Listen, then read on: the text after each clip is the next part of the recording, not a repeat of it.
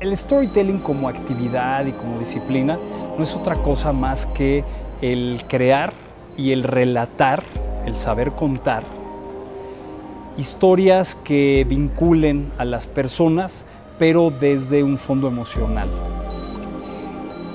Escuchamos muchas cosas todos los días, estamos saturados de mensaje, pero muchos de ellos carecen de significado. ¿Con quiénes nos vinculamos? Con aquellos acontecimientos, no nada más que tienen que ver con la gente o con las personas, sino que además a partir de un conflicto hacen que la vida de la gente cambie. Nos encanta escuchar cómo a partir de una situación específica, de una intervención del político, del producto, de la institución, de la organización filantrópica, del país, del ejército, de lo que sea, cambia la vida de la gente. Y de eso se trata el storytelling, ¿no? Yo lo defino como el arte de crear y de contar relatos con un propósito persuasivo, un propósito de conexión con tu público. Finalmente todos hemos escuchado alguna vez el relato de Pedro y el lobo, que le decía a la gente de su aldea, ahí viene el lobo, y resulta que no llegaba el lobo. Y al final del día perdió credibilidad y el lobo terminó comiéndose a Pedro y a toda la gente. Finalmente ese es el gran peligro que tiene el compartir historias que en un momento determinado no sean ciertas o que no tengan un sustento realista. Por el otro lado, no estoy tampoco diciendo que sea un total error y una equivocación la creación de ficciones, pero esa se lo dejo a la gente que se dedica a la creación justamente de este tipo de textos. Aquí estamos hablando de historias que puedan ser aplicadas en áreas específicas de la vida cotidiana con el objeto de influir en la percepción que tiene un público de esa persona o de esa institución, y ahí sí es fundamental. Tú cuentas cosas que no son ciertas, tú dices mentiras, tú exageras los hechos, la gente se da cuenta. La gente se da cuenta y los cerebros reconocen cuando algo es absoluta y totalmente una ficción y dejan de creerle automáticamente, como con Pedro y el lobo.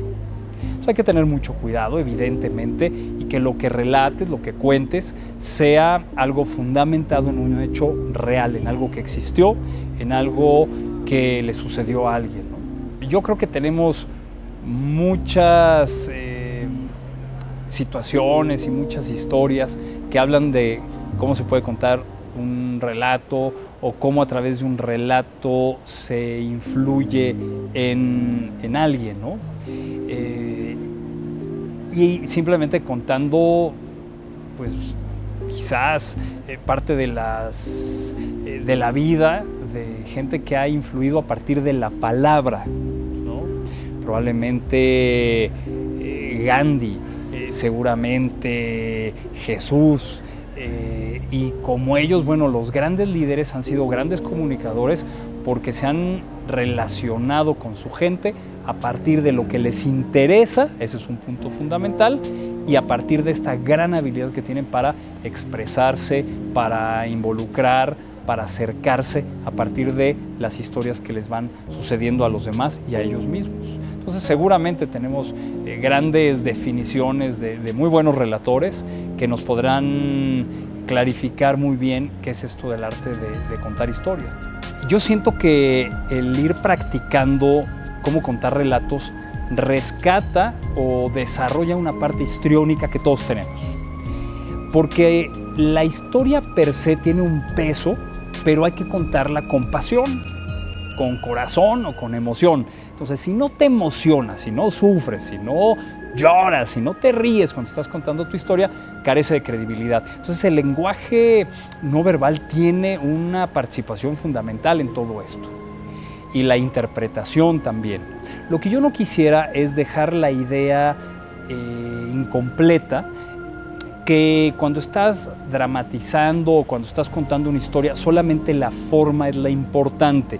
Que seas lo suficientemente histriónico es suficiente como para ganarte la credibilidad de la gente. Creo que aquí hay un elemento que amarra, que requiere forzosamente de un buen fondo, una buena historia y saberla contar. Porque también al revés no tiene el mismo impacto, ¿no? Una magnífica historia, pero que no te la sepan contar, bueno, a menos de que seas Steve Jobs. ¿Por qué me refiero ahorita a Steve Jobs? Porque yo creo que todos hemos visto en alguna ocasión el discurso que dirigió a los alumnos que estaban graduando de Stanford, y él cuenta 3 historias, y así lo dice: mi discurso son 3 historias simples, nada más. Y son interesantísimas. Y el señor Steve Jobs no tenía esa facilidad histriónica ni nos contagia con su pasión, porque no es un gran orador, pero es Steve Jobs. Eso lo salva. Los demás seres humanos, hasta que no seamos o hagamos algo así, no nos va a funcionar igual. Yo algo que les recomendaría enormemente, aprovechando los recursos que tienen aquí en Acatlán, y porque sé que tienen muchas actividades extraescolares, culturales, si tienen oportunidad de tomar un curso, taller, o de participar en un proceso, por ejemplo, de teatro, que lo hagan, ¿no? Para sensibilizarse un poquito con eso. A lo mejor como actores somos terribles, pero el simplemente acercarnos y el practicar algunos ejercicios quizás de relajación, de respiración, de interpretación son muy buenos. Para algunos quizás un poquito ya de más avanzada, que se quieran dedicar inclusive a impartir conferencias, talleres, cursos, les recomiendo que vayan un poco más allá. Hay algunos cursos que están dando en algunos lugares de stand-up comedy. Y también es todo un reto, porque tienes que aprender a reírte de ti mismo, de lo que te sucede a ti, pero aprendes a contar lo que a ti te sucede, provocando cierto humor en el público. Y son recursos persuasivos increíbles.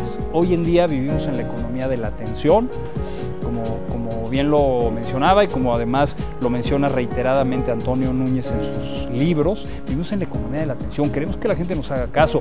Si no los divertimos, si no los entretenemos, no nos van a hacer caso. Entonces, algo de stand-up comedy sería increíble. Simplemente rescatar este enorme y gran recurso que tenemos como seres humanos, que es compartir y compartirnos desde quién somos a partir de nuestras propias historias.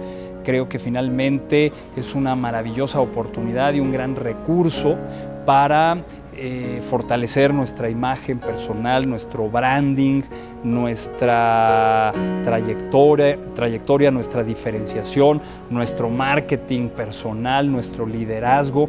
Creo que son herramientas que se pueden utilizar en todo esto y que le sirven a cualquier estudiante y sobre todo a cualquier persona que va a entrar en un campo profesional, que tendrá que aprender a venderse y a ser aceptado por los demás y a ganarse un lugar en un mundo hipercompetitivo como es en el que estamos viviendo. Esa sería mi recomendación. Soy Sergio Talavera, soy comunicador, actualmente dirijo el Colegio de Consultores en Imagen Pública y soy apasionado de los temas que tienen que ver con los relatos, las historias, pero sobre todo los procesos humanos, los procesos que nos humanizan y que permiten humanizar a los demás.